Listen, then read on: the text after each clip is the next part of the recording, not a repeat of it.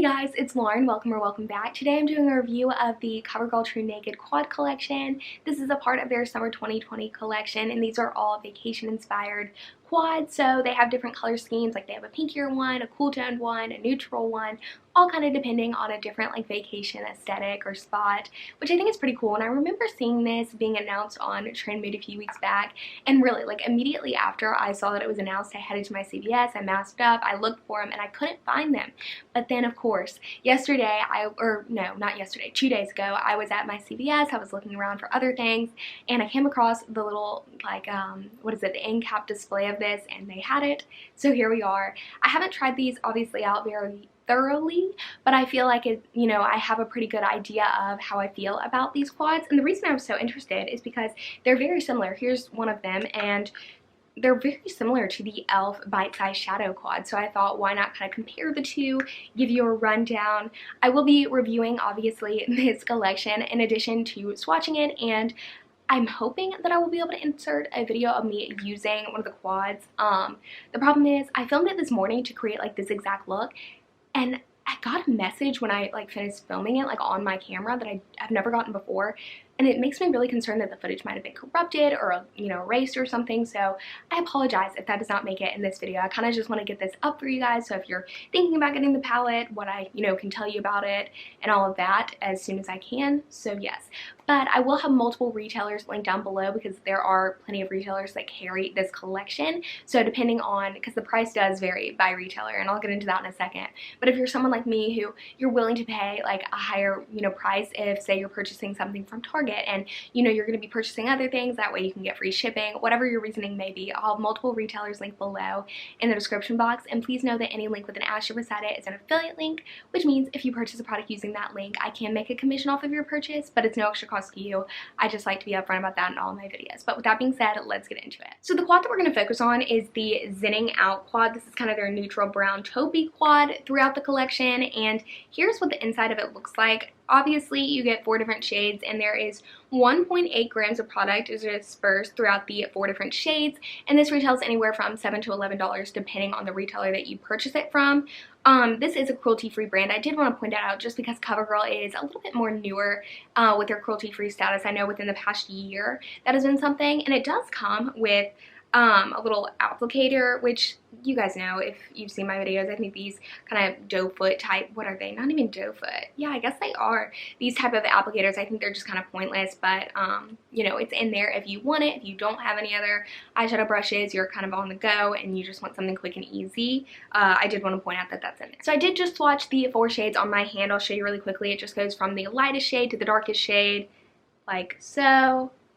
And I did have to build up this shade right here, this kind of taupey neutral shade, but the other ones are just one swipe, full pigment. So you can tell the pigment is definitely there, but I will say you do have to build it up quite a bit to get that level of intensity on the lid, but it definitely can be done. And I think that's important to know because with a lot of, drugstore eyeshadows out there, it does take quite a bit of work to build them up to, maximum pigment and color payoff. And sometimes even then you can't get there. So I did just want to show these to prove that you really can get it there, and it does translate like that on the eyes if you give it a little bit of time and you really build it up the pigment level. Before we get into the tutorial portion of the video, I did want to note that CoverGirl does recommend pretty much on every site that I looked at, they do recommend using their lid lockup primer in conjunction with this quad.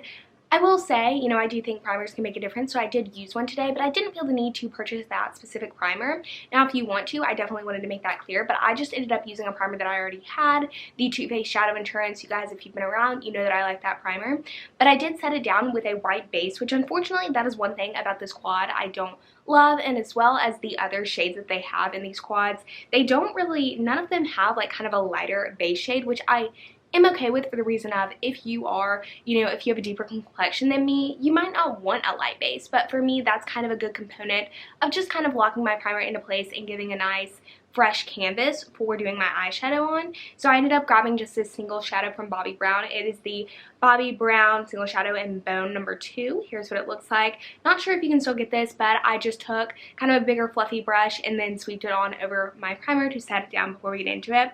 So I just wanted to kind of give you the rundown real fast, but let's get into the tutorial. So the first shade that I'm going to use is the second kind of taupey shade. It's a matte shade, and that one will kind of give me a nice, like, you know, base and transition for the entire look. And one thing I instantly want to say is there is a lot of kickback on these shadows. So I'm picking it up on a tapered blending brush, but there's a lot of kickback coming off in the palette. So I am going to tap off a little bit of the excess.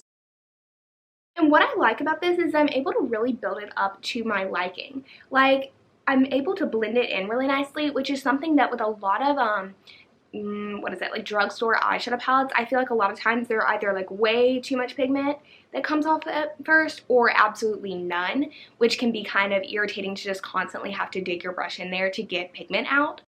So while it's taking a little bit for me to build it up, I still like that I'm able to blend it out really easily. So that's a major pro for me with this palette, is this matte is working really nicely.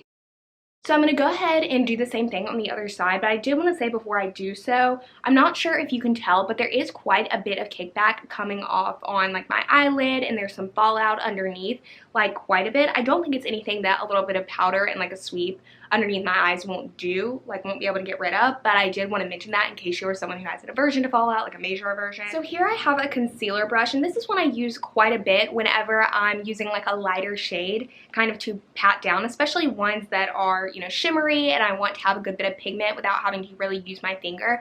I'm going to go in initially with this brush with the lightest shade right, you know, very on the end right there. And I'm going to see what I can do, how I can build up the pigment, but I might end up having to go in with my finger, which is my preferred way of applying shimmery shadows to get them to the liking of the pigment that I enjoy. So I'm going to try it with this brush first, but I'll let you know what happens. So instantly, the kickback is not nearly as much on this shimmer shade.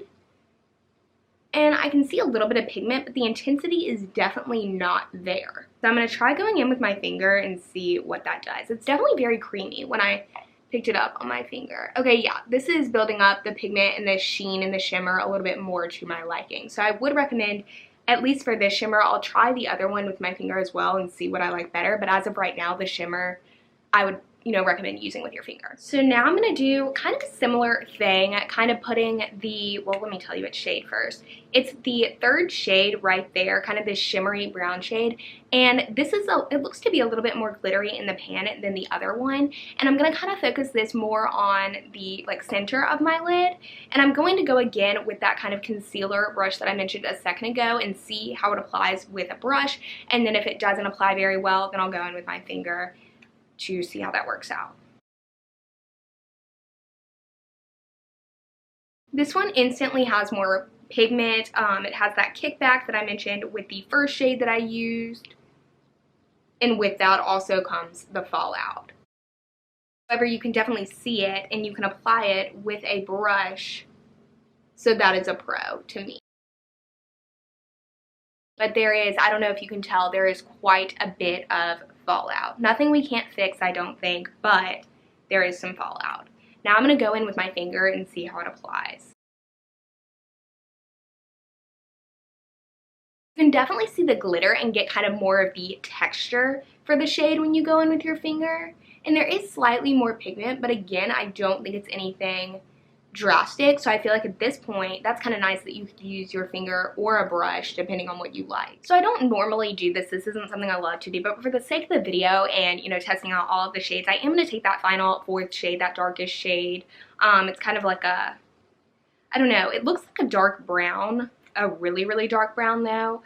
And I'm just going to take this kind of small tapered brush, and I am going to tap off the excess on this one because I don't want it to be very intense. And just use it in the inner, I mean, not the inner corner, the outer corner. For me, this is nice because I am having to build it up a little bit to get pigment, and I'm not seeing a lot of fallout, which is amazing. There's not as much kickback on this shade either, which is nice.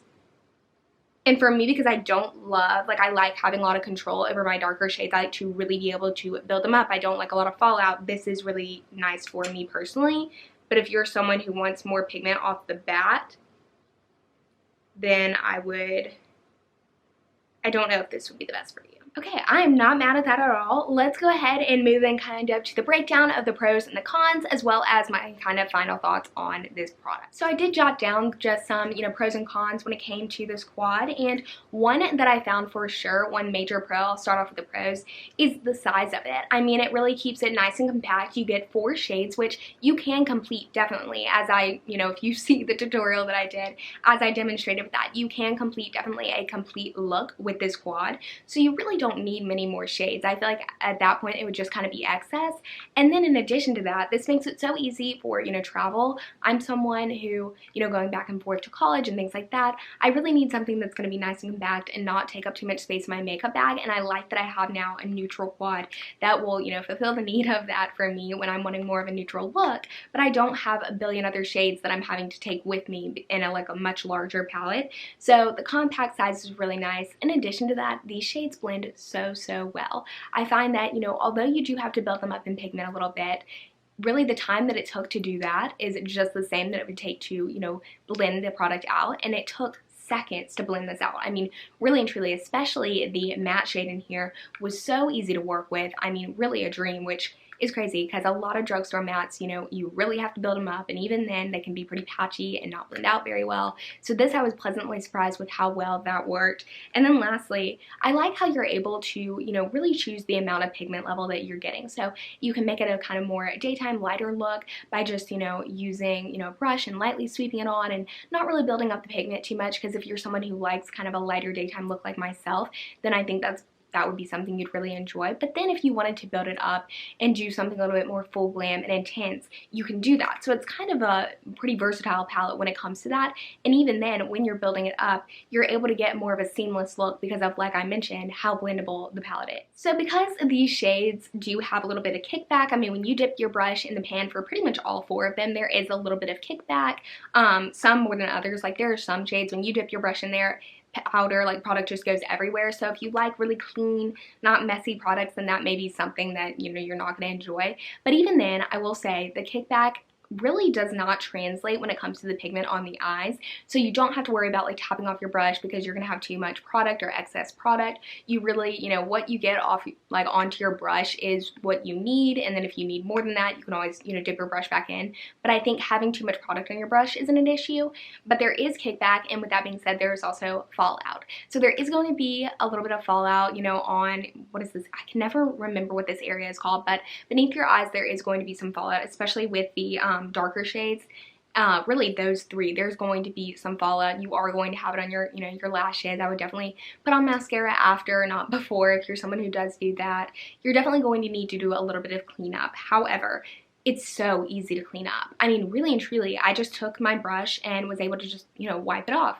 And I did put on a little bit of powder on my brush to try and do that, but it wasn't necessary. It was so easy to clean up, especially the shimmers, which is a surprise because a lot of times when you get fallout from shimmers, those can be very difficult to, clean up the excess that, has fallen on your face. And this was so easy to do, and I haven't seen fallout as of right now just throughout the day, which has been great. But there is fallout, so that's definitely something to note. And the darker shades can be tricky. And what I mean by that is you do have to really build them up, which I personally like because working with darker shades is something I don't love to do, but I like to have as much control over them as possible. So that's kind of a pro for me, but it is kind of difficult. It does take time to get, a decent color payoff from the darker shades. In addition to that, they are easy to blend, but they're also easy to blend away.